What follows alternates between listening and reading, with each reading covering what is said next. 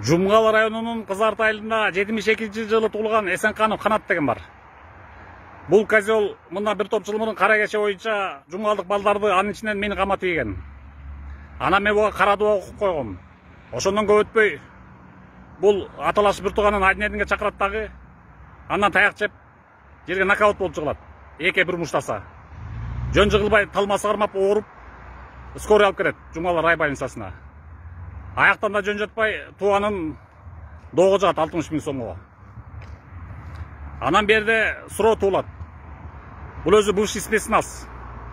Эмне менин дуам тийип кийин талмалуу болдубу же спецназга талма ооруларды кабыл ала береби?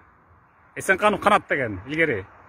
Азыр болсо эл таанып калчудай болуп атын Сатарбек уулу Канатбек деп өзгөртүп алыптыр. Фейсбукта да жүрөт. Демек менин дуам тийген болуш керек.